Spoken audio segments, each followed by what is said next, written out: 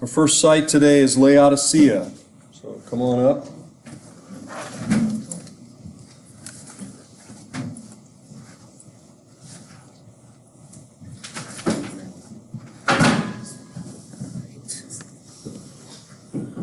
Do you just click on the thing to make that Just click on the space bar. space? Or use the arrow keys. Okay. Alright, so I did my site presentation on Laodicea in Asia Minor, specifically Laodicea on the Lycus, because there are apparently other ones, but this Laodicea was a very prominent city, so it was typically designated as Laodicea on the Lycus. So in Asia, this is a map of Asia Minor. Laodicea is right over there. It's on kind of the western side. It's right next to Hierapolis and Colossae. So just in that general region where you have a lot of Greek influence there. And then your history of Laodicea, it was originally called Diospolis, which meant the city of Zeus. So Zeus was a very prominent deity in the city, so it was originally named after him before it was called Laodicea. And as I said, it's located on the Lycus River near Colossae and Hierapolis, and there's a bunch of cities around there, but it was really one of the more prominent cities. So in the 3rd century AD, Antiochus II renamed the city to Laodicea after his wife, Laodice. But actually, it was discovered by excavations led by Ali Ceylon that there has been activity in the area since 5500 BC. So even though most of your traditional historical sources will say that Laodicea was founded in the 3rd century by Antiochus, from excavations they've found out that there's been activity for a very long time in this area at this place. And it's a large city. It has had a population of around 80,000 in the 1st century, which, for a little comparison, the few of the cities that were surrounding it were only around 40,000 people. So it's a very large cultural center at this time. And you can also see that in the fact that it's like theaters and its temples, but definitely had marble, so it was all the best that you could make it. And last but not least, it was mentioned, the city of Laodicea is mentioned in the book of Revelation. It is the last book mentioned and talks about a church being in the city and giving a message to this church. And in the letter, it mentions a few things that Laodicea is known for. So they're known for their black wool. Apparently in this area there were black sheep that had very soft wool, and then obviously just the novelty of the color was very sought after, and in the ancient historian Strabo, in his geography, he mentions that it was even softer than Milesian wool, which I don't know how soft Milesian wool was, but apparently this was softer than that. Then there was also medical school there, which some people say that Luke went to, the biblical Luke, but I don't think there's any evidence for that. And then also, something that Strabo in his book mentioned was Laodicea was famous for earthquakes. In that whole region, there's a ton of earthquakes. You can see it in the structures and just how many times it's just been destroyed and rebuilt and destroyed and rebuilt. And Strabo actually says in his book, and I quote, "If any other country is subject to earthquakes, Laodicea is." So it's just something that happens there all the time. And the city was able to rebuild after a number of earthquakes, but eventually there was one earthquake that destroyed the city, and then it just never got rebuilt. That's what you see on the bottom left, Yes. columns knocked over by an earthquake. Yeah, it's a lot of, there aren't very many actual standing structures there from what I saw, from all the pictures I could find, which is probably from the Right. massive amount of earthquakes and all that. Are Well, they like located on top of shifting plates or something? Or? that I don't know. I never discovered the reason why there were earthquakes. Yeah. But Well, you know, Turkey in general has a lot of earthquakes. There are faults. There are plates between the Asia and sort of Europe. Okay, so for example, the entire Dead Sea area, Jordan River Valley, that's where two plates hit, and this is just north of that. yeah. Yeah. So it's sort of the African plate, the European plate, and the Asian plate all come together. Yeah, and that's one of the things. Laodicea was a very large commercial center because Asia Minor, you can see it's pretty much right in between the Middle East and then Asia and Europe, and then you have Africa on the Mediterranean. So it was a very large Right. commercial center just in general, and Laodicea was one of the major cities there. Other cities would be like Ephesus, but Laodicea was a big one too. Then some of the structures. Oh, I had something there. Let me go back like that. So this is something, a quote from Revelation, where he mentions the church, which is Revelation 3:17. But you do not realize that you are wretched, pitiful, poor, blind, and naked. So in that, he's talking about, he's like referencing these things that they're commonly known for. They're known as being rich and prosperous, but he says that they're poor. They're known. Also, we're known for eye salve. Yeah. So for the medical school, they had an eye salve that was really popular and a lot of people used, but John says that they're blind. And, well, I guess the angel talking to John says that they're blind. And then they have this black wool, which they make fancy clothes, but again, it's not that they have all these fancy clothes, but they're naked. So it's really pulling in these cultural ideas that they have about themselves. So we're prosperous, we have eye salve that can heal, we have the best clothes that everybody wants, but the message to Laodicea is no, you're not any of those things, because those shouldn't be your focus. So that's cool. And then some of the structures that were found at Laodicea, we have, what we have on the picture is a Greek theater. There was a Greek theater and a Roman theater, as well as a Odeum, which was basically a theater dedicated to musical concerts and such. The Greek theater would be your standard, you have your seating built into the hillside as you see here, and then your circular platform at the bottom that people would perform on. And then your Roman theater was actually built on flat earth because they would use their arches to create the seating, and then you'd have the stage and the backdrop. And what is interesting is in the Roman theater, they actually found inscriptions and numbering systems for the seats. So you could tell that they had reserved seating for some people, and for some of the names that we have, we can identify those as belonging to people outside of Laodicea and some of the surrounding regions. So that's more evidence that people would come to Laodicea to see theater plays and such. So more of its influence in that direction. And then there was also a stadium there. It was roughly 1,200 feet long, so a stadia, and then it was actually a multi-purpose stadium, so they would have races, they would have gladiator bouts, and they would also have athletic contests at this stadium because they wanted to save space and not build stuff for the other ones, apparently. I don't know.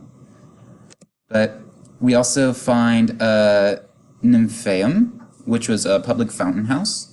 And this specific structure had kind of its own excavation team that came and really focused on clearing this one out. And Related to this structure, they found a section of an aqueduct that went to it. They found a water tower. And then inside the Nymphaeum, they found a life-size statue of someone called Isia. In the source that I read, I believe it was the Anchor Bible, it said Isia, but I'm not sure who that is. If I would have an educated guess, I would say it's just another way of saying Isis.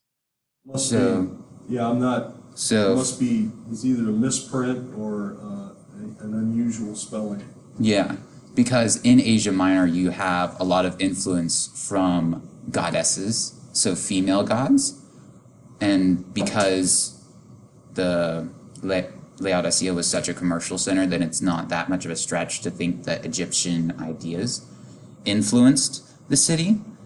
Some examples of other goddesses that were popular in the region would be Ephesus. At Ephesus you had the temple to Artemis, or if you're a Roman it would be Diana, and that was a very large cult in the city, and it was actually, the temple was considered one of the 7 wonders of the ancient world. So there was a lot of this influence of the idea of a mother goddess in Asia Minor, and that would be connected to fertility and such. So this would be a temple that was found in Laodicea. It's apparently just called Temple A. They didn't specify what temple it was more than likely for. There may not be anything in the temple to decide that. And there are a lot of different religions in Laodicea at the time because it was such a major commercial center.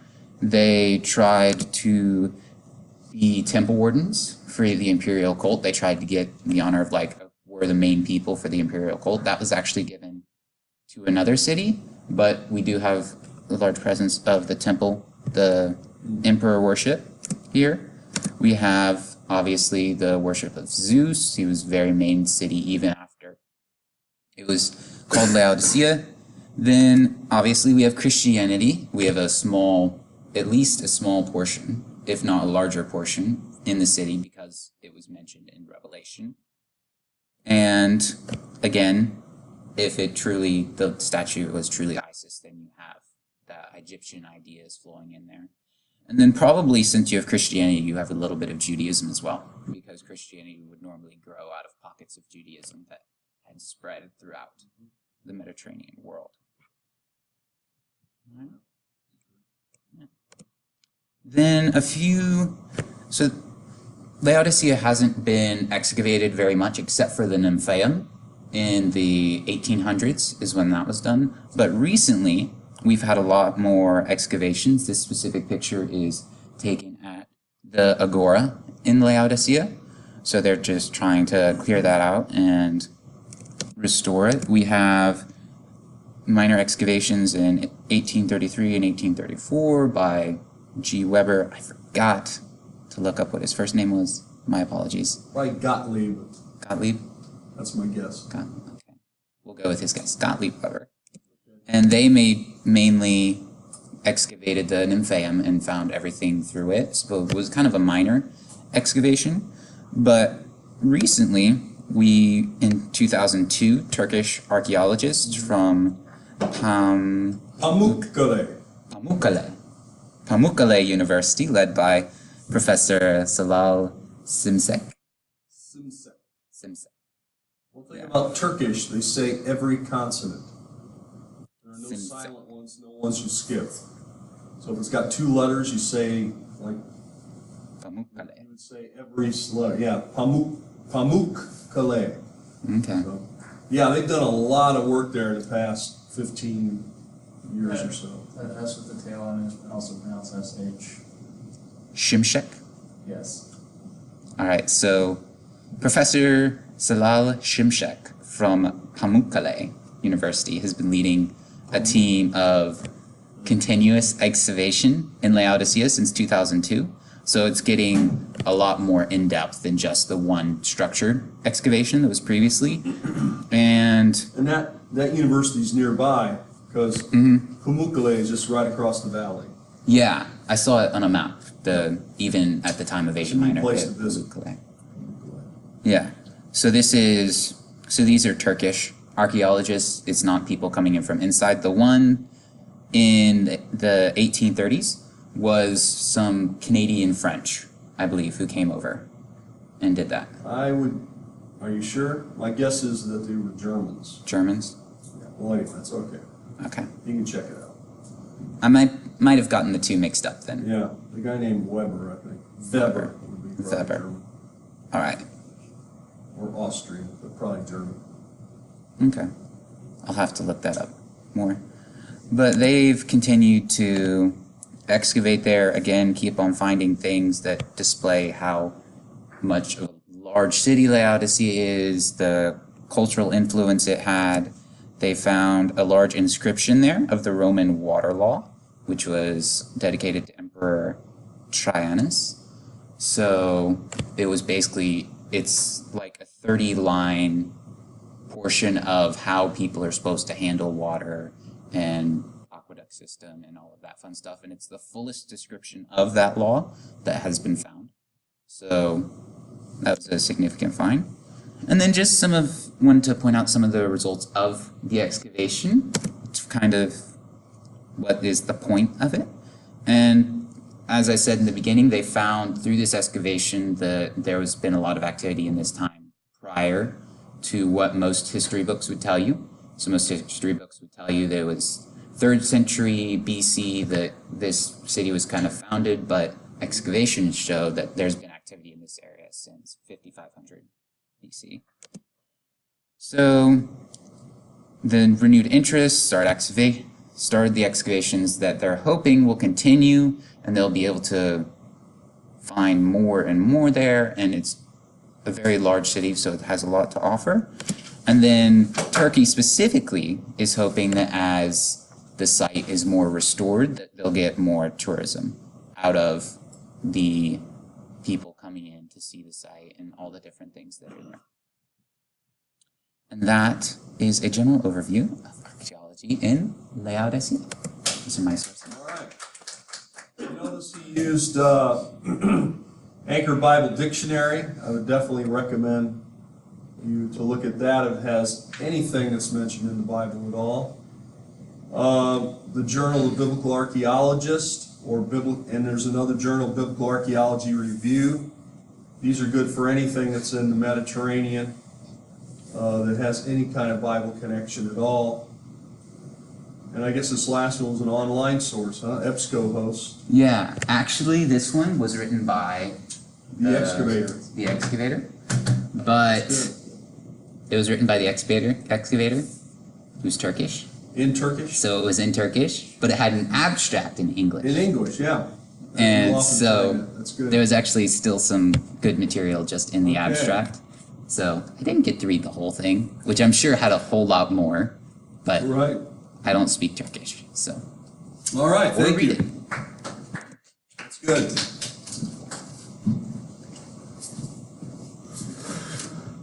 Site is Marathon.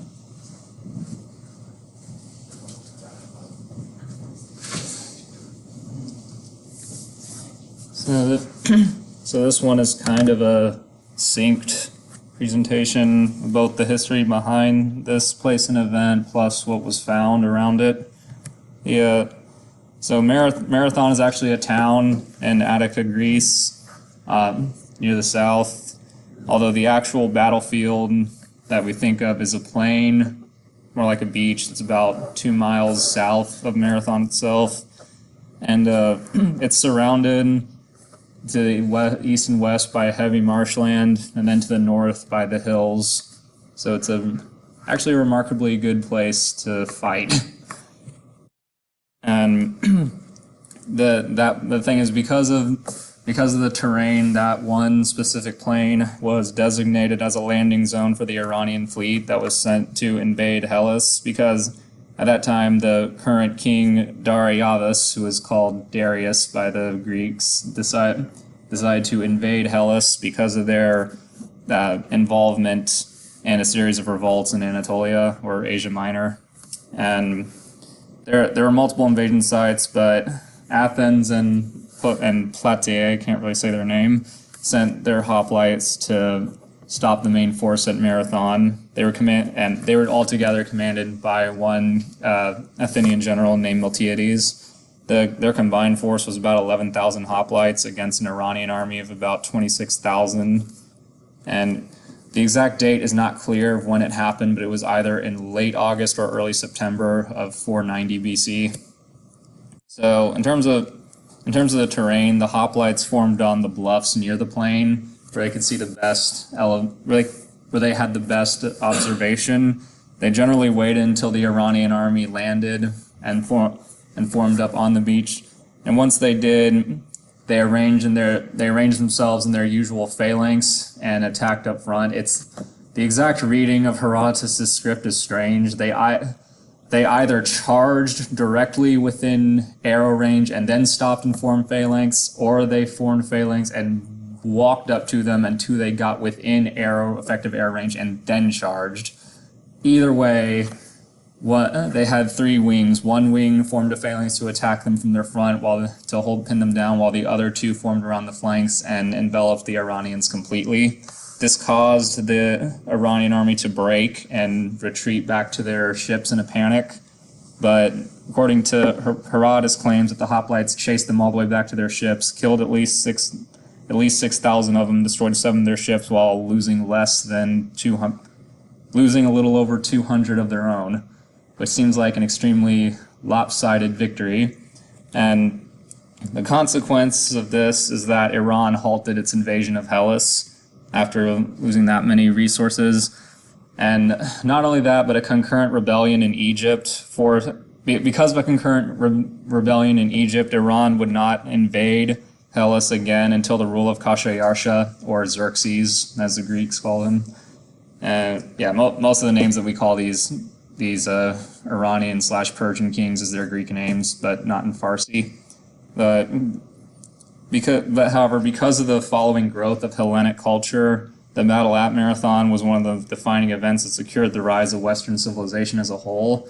And so, but here's the thing, Herodotus is the only historical source we have of it, because he and Plutarch are the only two who wrote about it, but Plutarch came long after Herodotus, so the artifacts found at the site itself can tell us a lot about how accurate their accounts are, but there's kind of problems with that, because the main sites discovered there were the tumulus, the tumuli of the hoplites. A tumulus was basically a Hellenic grave for soldiers who fell. And from 1888 to 1891, two Greek archaeologists named Philios and Stias found the tumulus identified to be that of the Athenian hoplites, whereas much later in 1970, the then General Supervisor of Greek Antiquity, Spiridon Marinados, discovered what he identified as the tumulus of the Plataeans. But unlike the Athenian tumulus, the Plataean bodies were inhumed.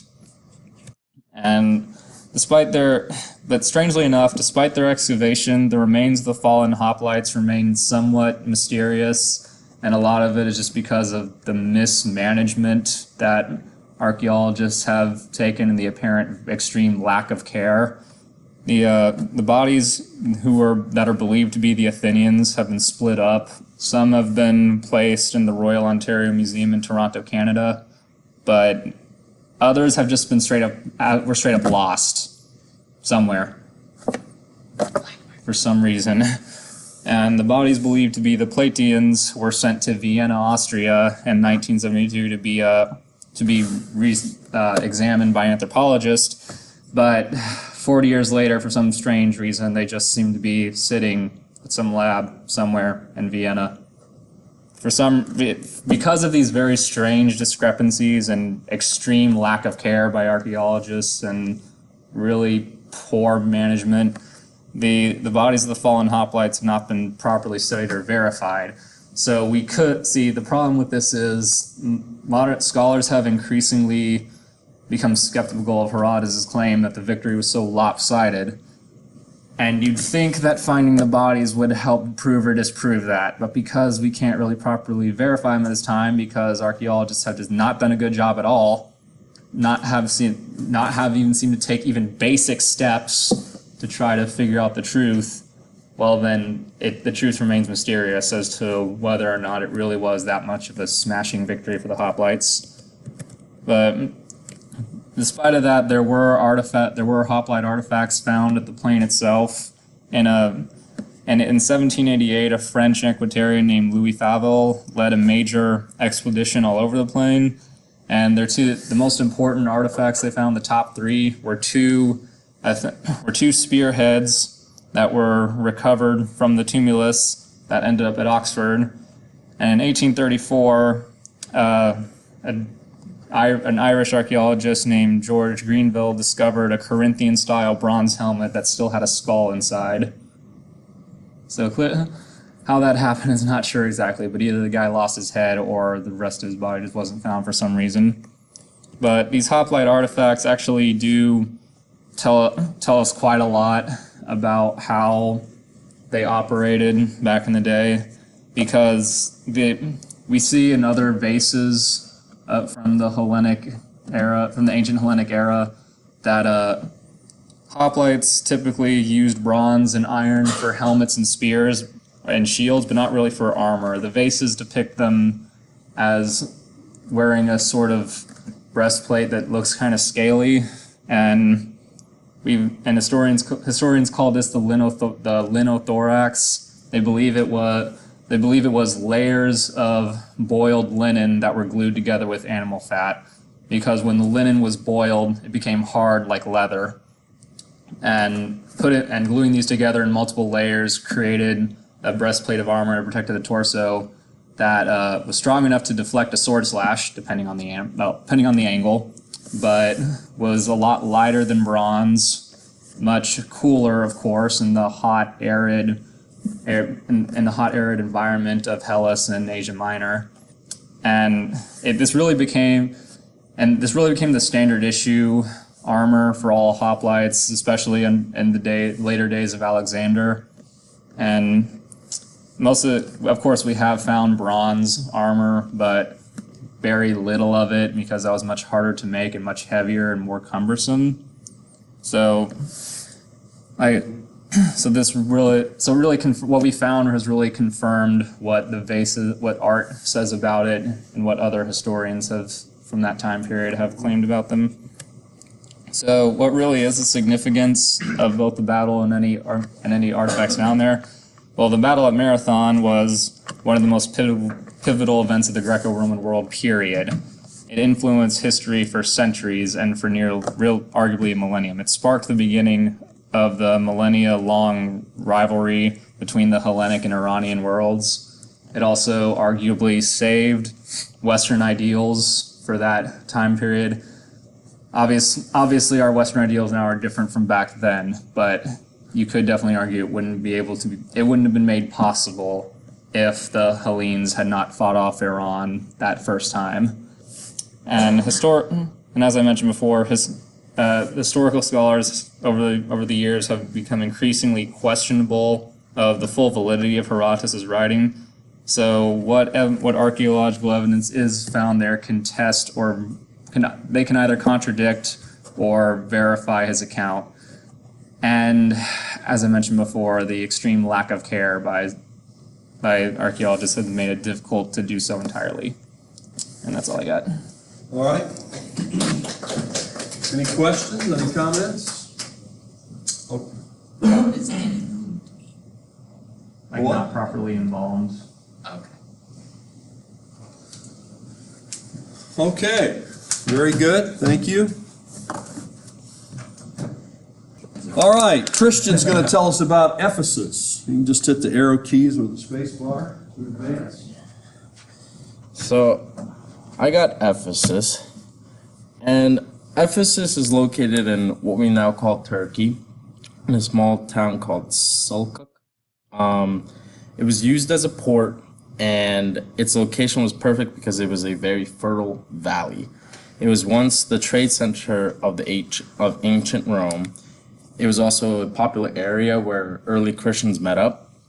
And scholars believe that the population was about 25,000 people. Some others say like about 35, 40. So I went with that one just because, good number. So Ephesus was once ruled by Alexander the Great. There was a two governing system, democratic and oligarchic. The oligarchic system failed because of a ruler, and there was a rebellion. Once Alexander died, a new ruler came in called Lysimachus. He changed the location because of the destruction of the rebels, and the city was then surrounded by walls made of stone, 10 meters high and 9 meters wide. So daily life in Ephesus. In the Roman time, children had to wear a white-colored toga. In order to tell time, they had sundials. On rainy days or foggy days, they had these like water clocks. So I looked at a picture, but I didn't know which one was like accurate to their time, so I didn't want to include it. But only the wealthy had the water clocks. Everybody else had had to figure out off the sundials. People would get up at sunrise, so it's pretty common for everybody to get up at that time. Greek boys were sent to the gymnasium at the age of 7 to learn how to read and write, while girls would stay at home. But the Romans would have both the boys and girls receive education where they would learn a lot. They would learn about math, writing, history. I think it was a little bit of medicine. Like they would learn everything. If a child was disabled, though, the parents could reject them. So that was something I did not know about. There was a tradition to sacrifice animals to the gods and goddesses during ceremonies or festivals. Each town or city would have something dedicated to a god. People, when they died, would either be cremated or buried, and they'd put some of their belongings with them because the majority believed in reincarnation. Baths in Rome were open 24/7, but men and women could not bathe together. It was pretty common for them to basically party in there. They would drink, they would eat, they would have it was basically their hangout, their club. So the Temple of Artemis, it is known as one of the 7 wonders of the world, of the ancient world. It was made entirely out of marble in full sculptured columns. Artemis was a god of abundance, hunting, and wildlife. Artemis is sometimes called Cynthia because of her birthplace. So, there's a picture of her. I couldn't find another good one, just because, they would come out really wide. But, Medicine. One of the temples was sort of like a hospital. The priest did not want the temples to be known as where people died. So if a person was sick, they would be sent to their house, and then they would, the priest would tell them to go pray to the gods. And so when they came back and they were still too sick, they would basically tell them to go home and die there, because you weren't going to die at the temple. But surgeries were performed outside. In the Roman world, Ephesus had a large medical school. Famous doctors at the time were Soranus, Rufus, Soranus, and Curtius. Temple of Domitian. It was one of the first temples ever dedicated to an emperor. It was built on a high and wide terrace, 50 by 10 by 100 meters. Domitian was not very liked by the people, and he was actually killed by one of his servants. And then once the people heard that he died, they went to the temple and they erased all of his, anything that was named after him. But they have to respect. They had some form of respect, so they dedicated the temple to Domitian's father, Vespasian. Mm-hmm. the Gate of Mazius and Mithridates. Mithridates. Built in 40 AD by slaves for Augustus, who then gave them their freedom. The passages revolted, and the front of the vault facing the library of Celsus was made of black marble, while the other side is white. There's an inscription in bronze, but just to save some time, I won't read it.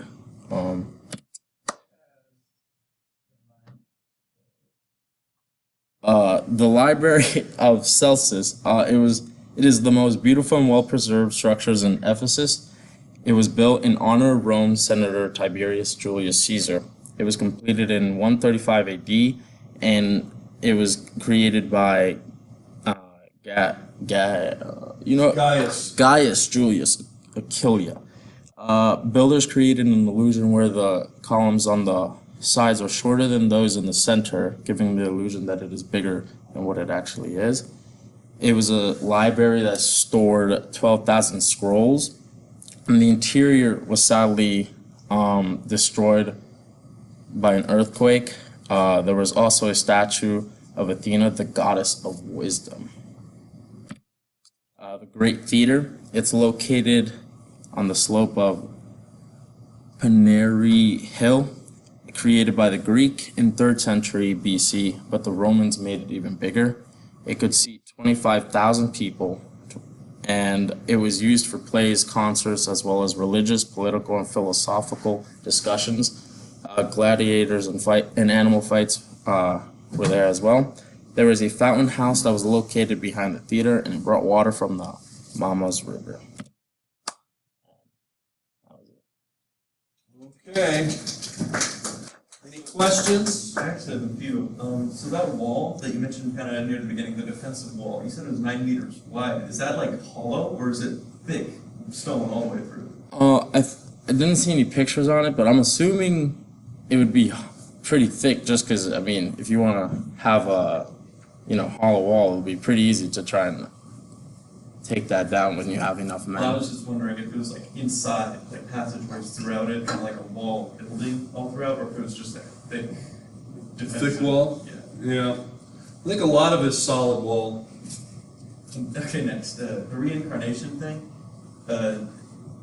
Did they believe like reincarnation as just another person later in the next life, and that was in having their belongings would just somehow carry over, or do they think they're being reincarnated into spirits or like Egyptians and having the belongings would? I didn't read too far into it, so I can't answer that And one. last one, did that library originally have like it was like a full building and now it's just one wall left? Yeah. Well, it's a facade. The first floor was the building. The second floor never existed as a part of the library. They put it there to make it look nicer. It's pretty nice. You guys see it on video. It's pretty nice, yeah. Yeah, it is nice. Adrian had something, I think. No? It's not, I'm just going to point out that Caesar was not Augustus's first name, that was just the title. Okay. It said Emperor Caesar Augustus. That's like saying Emperor Augustus. Okay. And it was Caesar. I mean, the only person with the name Caesar was Julius, but it became the substitution for Emperor afterwards. Right. Okay, good point. Base key. All right, our next talk is about Pergamum, sticking in Asia Minor. Good morning, class. Today the topic is Pergamum. Okay, so first I will start with the location. It was located in the Anatolia region, 25 kilometers from the Aegean Sea. It is in the present-day region of Bergama and is in the Izmir province of Turkey. Its position provided strategic position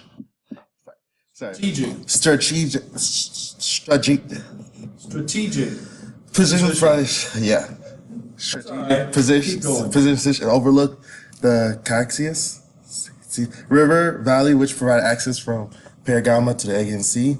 Right here you can see a map, and you can see Israel right here, right next, really close to the sea, access. You can see pieces right there. Early history. It started as a hill it started from a hilltop fortress with a southern settlement and in Alexander the Great Empire.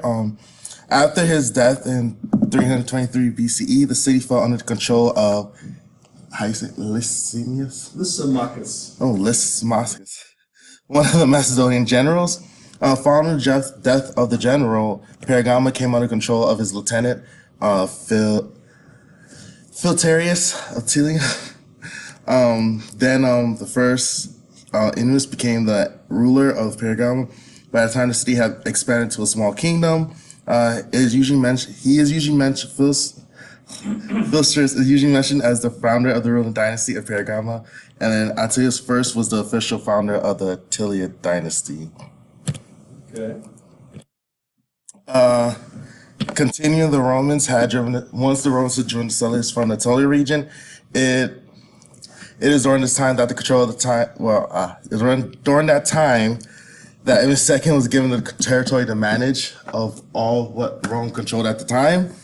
During the reign of Attilius III, Pergama was handed over to the Roman Republic to be fully managed by them. Then it's during the time of Emperor Hadrian that Pergama underwent numerous building projects due to being given the title of metropolis, including stadiums, temples, a forum, and an amphitheater. Due to a number of causes, including earthquakes, war, Christianity, the city began to decline, mirroring the decline of the Roman Empire. Here's one of the this is Pergam Acropolis. That's really not a picture of the Acropolis, but keep going. It's not a picture. That's a picture of the That's a picture. down below. Yeah, that's all right. The Asclepion. Go ahead. Yes. Some of the things found there, I believe, were Temple of Zeus, Temple of Athena, Temple of Hera and Demetri, the Great Altar, which is also sometimes associated with the Temple of Zeus. Yes. The Library of Pergama, the Temple of Emperor Trajan, and the amphitheater. Right here is the Great Altar. The Great Altar. It was constructed during the reign of Menes II on Archelaus. The structure has a surface area of 36 by 34 meters. I thought it was pretty cool. The structure was depicted the Olympian gods fighting the giants and conquering them, representing the triumph of order over chaos. Yes. Sometimes associated with Temple of Zeus. I believe they said like this, once you see in the picture in the next slide, it has like stairways, and Yes. supposedly it was connected to the Temple of Zeus as you walk Okay. up to it. It's in Berlin now. It's beautiful. Yeah, the Yeah, German archaeologists moved the structure to Berlin, Germany in the 19th century. I have a picture. There you go. That's what you want to Like, see. here's, like the stairs, supposedly like stairs leading up to the Temple of Zeus. I'm not sure. It's amazing. It really is. It's really They nice. moved the whole thing from Turkey to How did they Berlin. do that? Well, very carefully. I heard it didn't really get that They're much. Germans. Don't ask. I heard it wasn't really that much trouble to move it. The country, Turkey didn't There's give a them lot of that. trouble to move. They got it now. I don't think they're giving it up. Oh yeah, he's not in here. Okay, go ahead. Here you also have the Library of Pergama. Yes. Very cool. Archaeologists have been able to identify remains of a library that, according to ancient records, was only second to the library in Alexandria, Egypt. It is believed that Imenes II built the library in hopes of Pergama becoming a cultural center of Asia Minor during Roman rule. Based on the holes for mountain sleeves, archaeologists believe that the reading room alone could have held 20,000 papyri. Papyrus school. Some Schools, estimated as more than like 200,000, 40,000. No one knows for sure, but that's just what they found on the site. And Pliny the Elder said that the Library of Pergama became so famous it was in direct competition with Alexander's library. Funny story is I think they said that the Egyptian ruler at the time, I forgot his name escapes me, became jealous of the library. Probably Ptolemy. Yeah. Ptolemy. I think so. Became jealous of the library because it was growing so fast and rivaling the library in Alexandria that he stopped. He commanded that there was no more shipments of Papyrus. papyrus to Pergama, so they made a parchment. Parchment. Yeah. Parchment. It became like the number one maker of it because they couldn't get no more paper. They really invented it, it's animal skins. So parchment gets its name from Pergamum. Okay, go ahead. Here's I think a picture of it. Yeah, that's up on the Acropolis. Another temple is the Temple of Trajan, built during the reign of Emperor Hadrian. The temple was meant to honor his predecessor, Sure, maybe Hadrian. Hadrian. Ooh. Yeah, that's all right, go ahead. The purpose structure was to be a center for worship of gods and rulers, meant to strengthen the relationship of Pergama and the royal family, because apparently at the time there was a lot of rebellions and disruptions between the two. And the temple also meant as propaganda statement to show who ruled. Like I said, there was a lot of rebellions and opposition to the Romans coming in. So just to show that, hey, we're ruling, this is our place. They built a temple as a worship to gods and everything. That's the end of it. And that's it. Yeah. Any questions? You know, Ephesus and Pergamum are really amazing, both an amazing sites. Laodicea as well. Wow. Okay, I've got to look up that Emperor Hadrian. That's like an alternate universe. I thought, wait a minute, I've heard of him. By the way, I think Brightspace corrupted the file. I was looking at it on the phone. I think it corrupted the file and I uploaded it, so I sent you an email